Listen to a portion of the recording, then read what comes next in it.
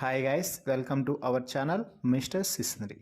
Big Boss Telugu season 9 నుంచి తాజాగా ఈరోజు ఎపిసోడ్కి సంబంధించినటువంటి ప్రోమో ఒకటి విడుదల అయ్యింది.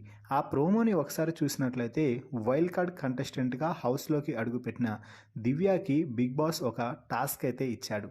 ఆ టాస్క్ ఏమిటి అంటే, బిగ్ బాస్ హౌస్లో ఉన్న హౌస్మేట్స్కి వారి వారి ఆటను బట్టి ర్యాంకులను ఇవ్వాలి అంటూ దివ్యాకైతే చెప్పడం జరిగింది. దీంతో దివ్య మొదటగా ఫ్లోరాని 13th నెంబర్లో పెట్టి, ఆ తర్వాత 12th నెంబర్లో రాముని పెట్టి, ఇన్ జనరల్గా మీ ఆట అస్సలు కనిపించడం లేదు అంటూ చెప్తుంది. ఇక శ్రీజతో మాట్లాడుతూ, నువ్వు గొడవ పెంచడానికి ట్రై చేస్తావు, కానీ దానికి ఒక సొల్యూషన్ తీసుకురావడానికి ట్రై చేయవు. శ్రీజ, నువ్వు ఒకరి మీద రాయి విసిరి వాళ్ళు సైలెంట్గా ఉండమంటే ఉంటారా? అలాగే నీ ఎక్స్ప్రెషన్స్ కూడా ఒక్కొక్కసారి దరిద్రంగా ఉంటాయి, అస్సలు చూడలేము అంటూ చెప్పింది. ఒక యాటిట్యూడ్ ఉన్న లుక్ ఇస్తావు చూడు, అది అస్సలు నచ్చడం లేదు. నువ్వేంటి నాకు చెప్పేది అన్నట్టుగా అంటూ చెప్తుంది దివ్య. ఇక హరీష్ మాట్లాడుతూ, గాయపడిన పులి అయినా సరే నామినేషన్స్ వచ్చేసరికి గట్టిగా పోరాడాను, ఆడాను అంటూ చెప్తున్నాడు. ఇక సంజనతో మాట్లాడుతూ, మీరు ఇదే ఎక్స్ప్రెషన్స్ మెయింటైన్ చేస్తారు, నొప్పి తెలియకుండా సూది గుచ్చుతారు అంటూ కౌంటర్ ఇస్తుంది.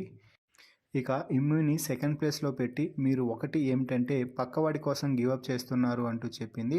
ఇక ఫైనల్గా నెంబర్ 1 పొజిషన్లో భరణిని నిలబెట్టి, మీరు ఇక్కడున్న వారందరితో పోలిస్తే స్మార్ట్ ప్లే చేస్తున్నారన్నట్టుగా నాకు అనిపిస్తుంది అంటూ చెప్తుంది.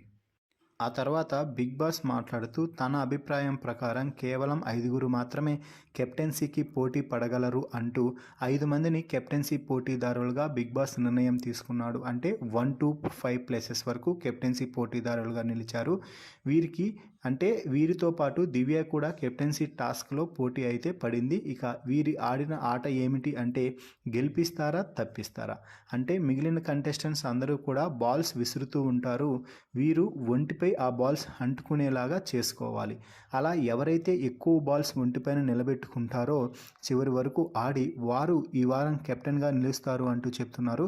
అయితే టాస్క్ మొదలు కాగానే బౌండరీ లైన్ దాటి వచ్చి మరీ బాల్స్ విసురుతుండడంతో దివ్య చెప్పడంతో రీతు అయితే అవుట్ ఆఫ్ ద టాస్క్ అయిపోయింది. ఇక చివరిగా ఇమ్మాన్యుల్ అలాగే భరణి ఇద్దరు భీకరంగా పోరాడుతున్నట్టుగా ప్రోమోను చూస్తే అర్థమవుతుంది. అయితే ఈ టాస్క్లో గెలిచి ఇమ్మాన్యుల్ ఇప్పటికే క్యాప్టెన్ అయ్యాడు అనేది తెలుస్తుంది. మరి Emmanuel Bigg Boss house captain అవ్వడంపై మీ అభిప్రాయాన్ని కామెంట్స్ రూపంలో తెలపండి. మరిన్ని బిగ్ బాస్ లైవ్ అప్డేట్స్ కోసం మన ఛానల్ని చూస్తూ ఉండండి. Please subscribe our YouTube channel mister సిసింద్రి.